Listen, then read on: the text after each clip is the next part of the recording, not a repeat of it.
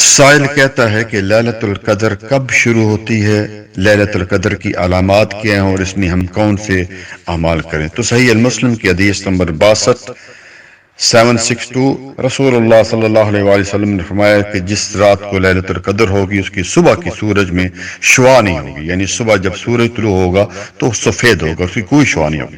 اسی طرح صحیح الجامع کی روایت 5475، رسول اللہ صلی اللہ علیہ وآلہ وسلم نے فرمایا کہ لیلۃ القدر کی جو رات ہے نہ گرم ہوتی ہے اور نہ ٹھنڈی ہوتی ہے، اور اس کی صبح کی سورج کی روشنی جو ہے وہ بہت ہی کمزور ہوتی ہے۔ اسی طرح صحیح بخاری کی روایت 8013، رسول اللہ صلی اللہ علیہ وآلہ وسلم نے فرمایا وَإِنِّي رَأَيْتُ كَأَنِّي أَسْجُدُ فِي الطِّينِ مَاءٍ، کہ میں نے دیکھا کہ مٹی اور پانی میں میں سجدہ کروں۔ تو یہ بھی ایک نشانی ہے کہ اس رات جو ہے وہ بارش ہو سکتی ہے۔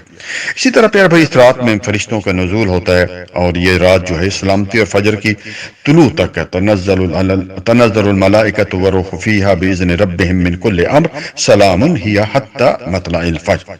اچھا، یہ رات کب سے شروع ہوتی ہے؟ تو لیلۃ القدر غروب آفتاب یعنی مغرب کی اذان سے شروع ہوتی ہے اور فجر کی اذان تک رہتی ہے۔ اس میں ابھی کام کیا کرنے ہیں، کون سے اعمال کرنے؟ افطاری کر لیں، کھانا کھائیں، اس کے بعد صلاۃ التراویح پڑھیں، تھوڑا سا اگر آرام کرنا ہے تو کر لیں۔ نمبر 1 قرآن کریم کی تلاوت کریں، ٹھیک ہے پیارے بھائیو۔ نمبر 2 اللہ تعالیٰ کا ذکر کریں، سبحان اللہ والحمد للہ ولا الہ الا اللہ واللہ اکبر ولا حول ولا قوۃ الا باللہ، سبحان اللہ وبحمدہ سبحان اللہ العظیم۔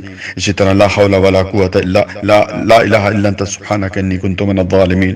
اسی طرح جو ہے سبحان اللہ وبحمدہ۔ نمبر 3 درود ابراہیمی کثرت سے پڑھیں، ایک عظیم عبادت ہے، دکھوں غموں کا علاج ہے، گناہوں کو مٹانے اور درجات کا ذریعہ ہے۔ اسی طرح خوب دعائیں کریں، خاص کر قرآنی اور نبوی دعائیں، اور جب نوافل پڑھیں تو اس کے آخری تشہد میں درود شریف کے بعد جو ہے دعائیں کریں، اور خاص کر سجدوں میں دعائیں کریں، کیونکہ نبی صلی اللہ علیہ وسلم نے کیا فرمایا کہ بندہ سب سے زیادہ اللہ تعالیٰ کے نزدیک سجدے میں ہوتا ہے، فاکثر دعا، تو زیادہ سے زیادہ دعائیں کیا کرو۔ عموماً ہم جو ہیں سبحان ربی الاعلیٰ پڑھتے ہیں اور جان چھوڑاتے نہیں۔ جو آپ کو قرآنی دعائیں آتی ہیں یا جو نبوی دعائیں آتی ہیں تو ان کو آپ نماز کا جو آخری تشہد ہے درود شریف کے بعد اس میں مانگیں دعائیں، اور اسی طرح جو ہے وہ جب سجدے کرتے ہیں، سنتے ہوں، نوافل ہوں، وتر ہوں، حتیٰ کہ جب امام کے ساتھ ہوں اگر موقع ملتا ہے تو جو ہے سجدے میں زیادہ سے زیادہ دعائیں کریں۔